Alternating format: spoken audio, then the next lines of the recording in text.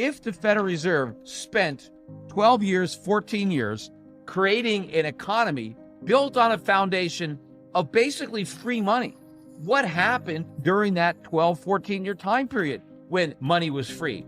How many misallocations of resources? How many malinvestments? How many bubbles were inflated? How much did we overconsume and underinvest? How much excess debt was piled up during that period? Now that the Fed has to remove all of those supports that the economy was resting on top of, everything that was built on those supports has to come crashing down. It's not like the economy could just levitate in midair when you pull out the supports. It has to implode. So there is no way to normalize interest rates after more than a decade of abnormally low interest rates and not let everything come toppling down. And that was the point Nassim Taleb was trying to make. This is going to be a disaster. All of a sudden, this is a new world where you have a positive interest rates. We're not even positive yet. Maybe we're going there, but there is a cost of capital. You have a discount rate now. This impacts everything, and this is changing the world. And he pointed out that a lot of the people who are managing money have no idea what it's like to manage money with a normal interest rate, let alone high interest rates, because ultimately that's where we're headed. We're not just headed for normal interest rates. You don't go from over a decade of artificially low interest rates to normal interest rates. Pendulums don't swing that way. They don't go all the way to one side and then just stop in the middle. We're going to swing all the way to the other side. So we're going to go from very low interest rates to very high interest rates. Now, how long it's going to take to get there, I don't know, but that is where we're headed. And if you think about it from a fundamental perspective, we deserve high interest rates because interest is the price you pay to borrow money, but prices are determined by supply and demand when the Federal Reserve is not artificially influencing it. But eventually supply and demand overwhelms the Fed, and we're going to have a rate of interest that reflects the actual balances in the economy between savings and borrowing. But if you have an economy where you have a lot of savings and not too much borrowing, then you can naturally have low interest rates because you have a lot of supply, lots of savings, and not too much demand. Not that many people want to borrow. But the U.S. economy is the opposite of that.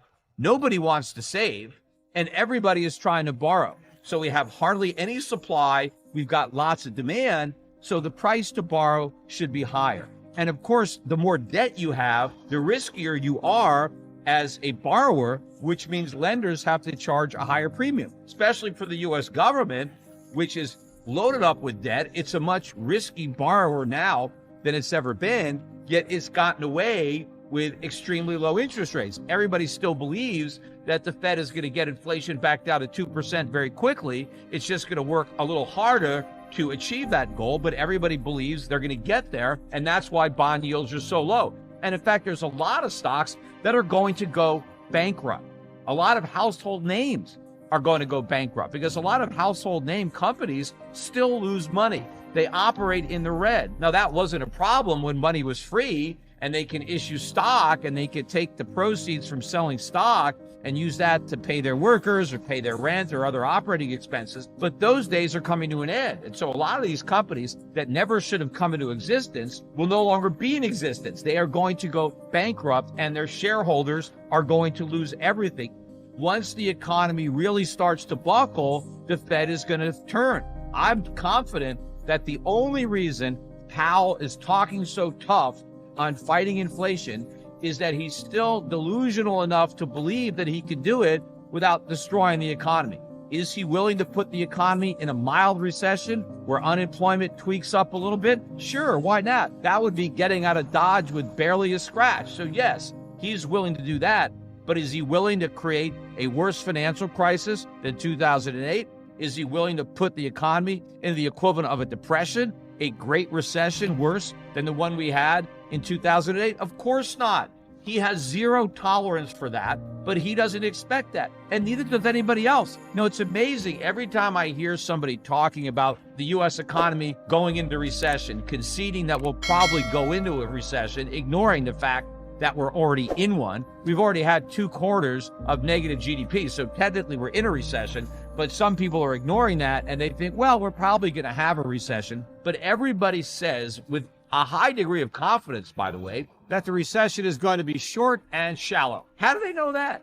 And why should it be short and shallow? The bust needs to be proportionate to the boom. We've never had a boom this big. We've never had interest rates this low for this long.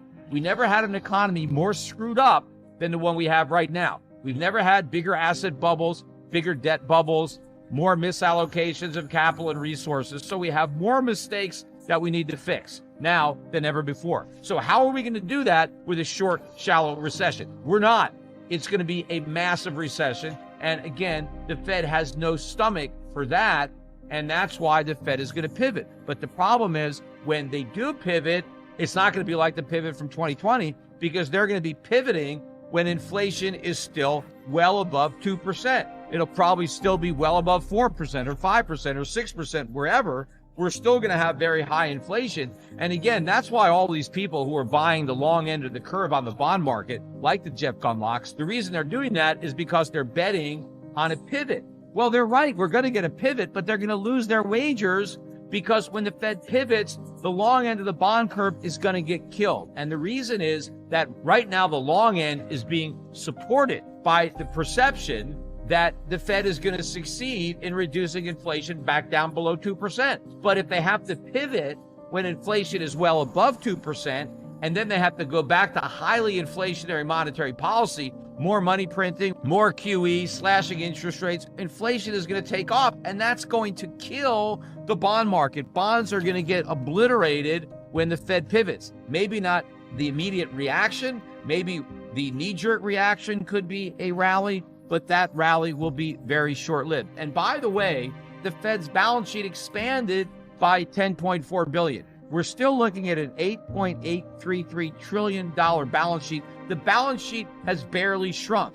They're selling, yes, it's down slightly from where it was, but look at how much rates have moved up based on this tiny reduction in the Fed's balance sheet. Imagine how much more rates would move up because how much lower bond prices would fall if the Fed actually started unloading a larger quantity of bonds on the market. And by the way, I don't even think they're selling treasuries yet. I think they're doing mortgage-backed securities. So eventually they have to start selling U.S. treasuries, which is going to put even more downward pressure than there is right now. And also, by the way, the Atlanta Fed came out yesterday and did exactly what I've been predicting they would do, lower again their estimate for Q3 GDP. The last estimate was 1.3%, and now they've lowered it all the way down to 0.5%. Back in August, that estimate was above 2.5%. So they've already gone from over 2.5% to now just 0.5%. How much longer before that 0.5% turns into a negative number?